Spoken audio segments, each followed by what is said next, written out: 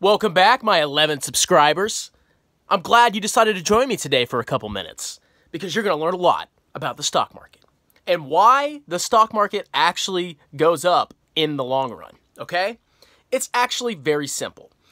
Now, before we dive into it, you guys need to like my videos and subscribe to my channel because if you don't, I'm going to cry, and I don't normally cry because I am a big, strong man. But if you don't like my videos, I'm going to cry, okay? Anyway, let's talk about the stock market. What is the stock market? All it is a place where people buy and sell shares of publicly traded companies. Now, the two big ones, and there's stock markets all around the world. They're called stock exchanges. They're all around the world. There's not one huge stock market. The two big ones in the United States are the New York Stock Exchange. Where do you think that one's located? And the NASDAQ, okay? Both offer electronic trading, but there's actually a physical exchange or a trading floor at the New York Stock Exchange. There is not one in the NASDAQ. The NASDAQ is literally a digital trading stock exchange only, exclusively.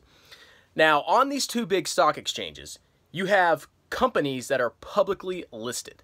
That means they actually filed a public listing with the Securities and Exchange Commission, and they were approved to publicly trade their shares on stock exchanges. So if you think about it, not every company in the United States is present on the New York Stock Exchange or on the NASDAQ.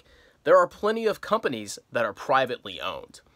The only reason that companies go public, or one of the main reasons, is because they need freaking money.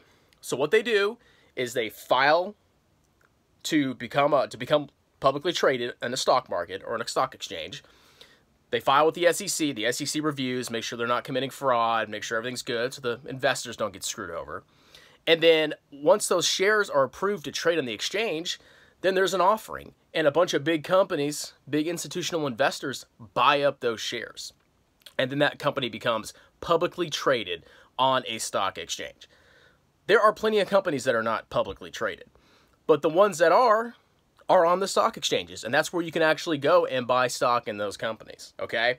If you want to buy shares in private companies, you need to join them as a partner, or you need to invest in private equity, which I don't recommend. But just keep in mind that only publicly traded companies are listed on a stock exchange, and they can be listed and they can be delisted.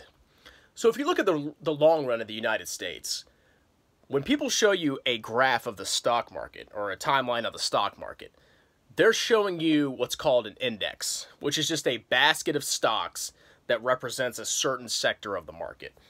For example, you have the S&P 500. That's the big one. That covers 80% of the market capitalization of the entire U.S. stock market, and it's 500 of the biggest companies traded in the United States. 500 publicly traded.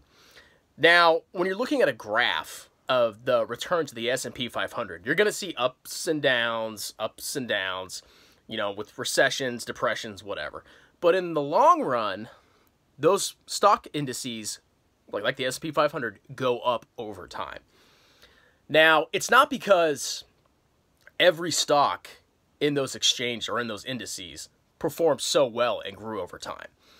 What actually happens is a stock is selected by a committee to be included in an index and to be removed from an index. So what these committees do is they select the stocks that are going to be listed in the S&P 500 index.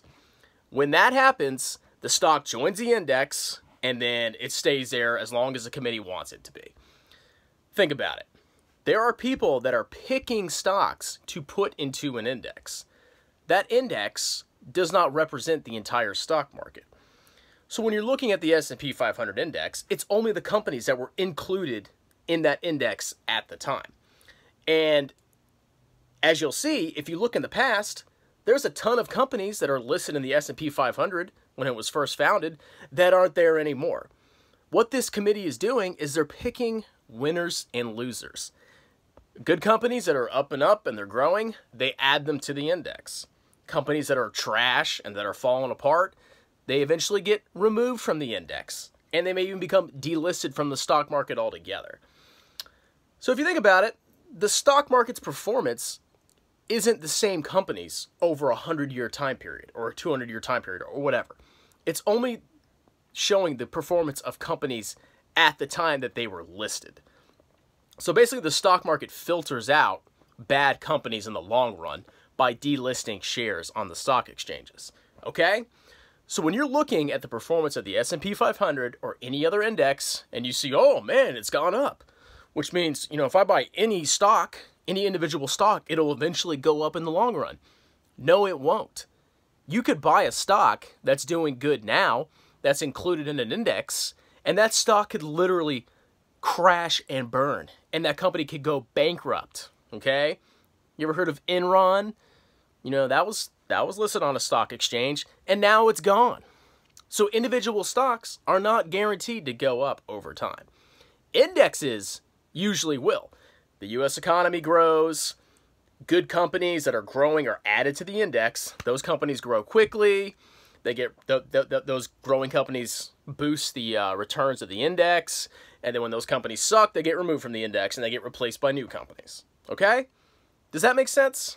That is why the stock market goes up over time.